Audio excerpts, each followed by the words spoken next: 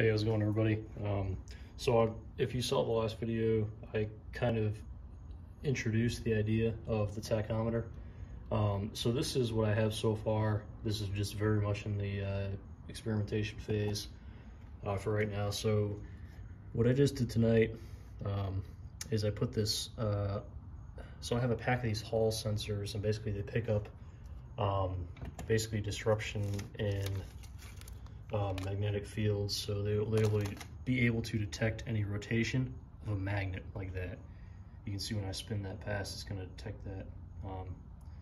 And it's going to try to go slow, see what it reads. Sometimes I get like a 59. I have to adjust the calculation code based on that. I think it's going to probably produce a, it's probably going to round to the nearest tenth right now, so I have to adjust that. But anyway, so I got these pack of Hall sensors. This particular one came in a pack of 20, and this is right here. So what I figured to do, at least for right now, because I need to have this wired to my board, and until I work out all the bugs and everything, I'm not going to actually solder the wire to the thing, because I don't know where I'm going to put it in my case. I don't know where I'm going to mount the tachometer, so there's a bunch of stuff to figure out before I actually make a permanent thing. So right now I just I'm thinking that I'm going to put the sensor here, right, because it needs to be inside the case, but it needs to be near the magnets. So that's kind of the tricky part, right? Like there's nowhere really I really don't want to drill.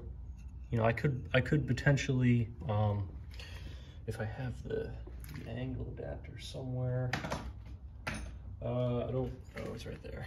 I was thinking about I could maybe put something in the side of the case, to then like attach to there, but then like I gotta screw into the case, and I'm like, I don't know.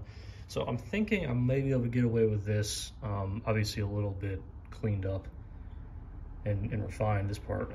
But if I put the sensor here and I screw it down into the case, so yeah, I do lose that mounting to the plastic, but honestly I'm not too concerned about losing one screw in the back. Like if it may rattle more, I doubt it, because it's just there's already 3.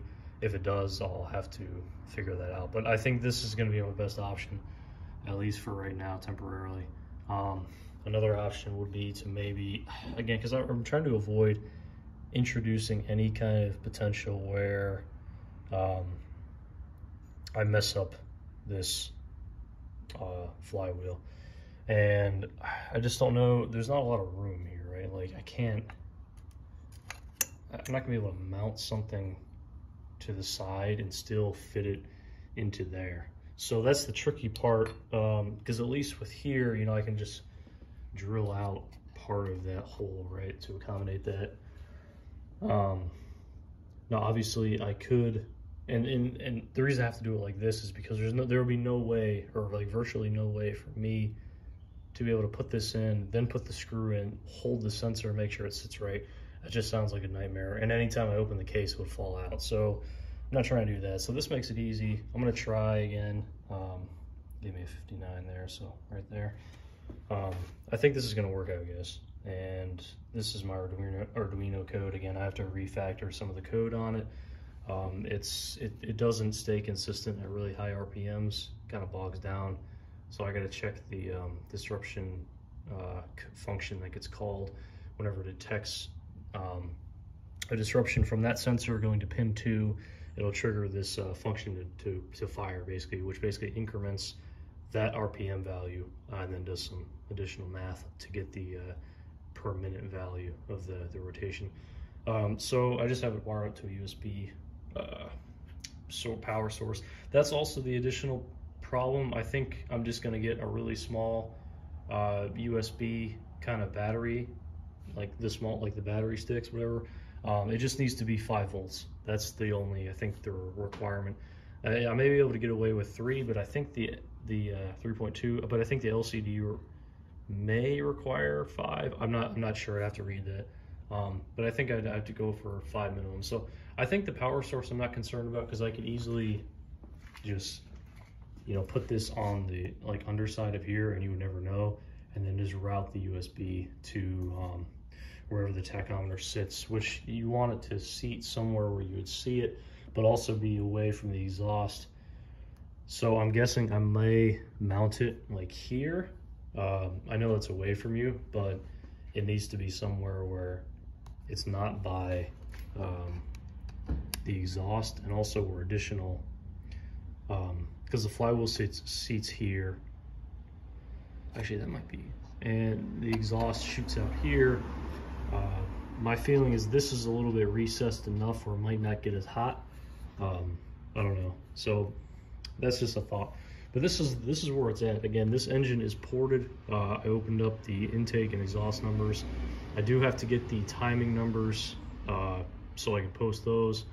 But again, this is my first real porting job on an engine, so it's I just want to make the thing like create like as fast as I could, and that was kind of the goal. I just want it to be a fun weed whacker, right? Like, it's not going to be, you know, it's not going to have the best torque, not right now, and certainly not with the exhaust I have on there.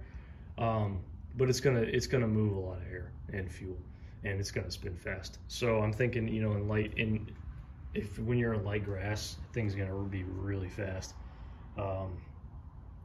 Anyway, this is the setup. Let me know what you guys think about this, because the next part I'm gonna be doing, I can't really show the wiring and stuff just because I mean, you would be up here, and nothing really to see, right? So the next part, I'm gonna be putting this back in the case, and then drilling out a hole for the screen.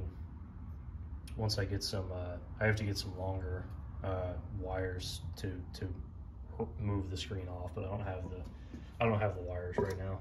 So I have to get those, and then I can wire it back to the board.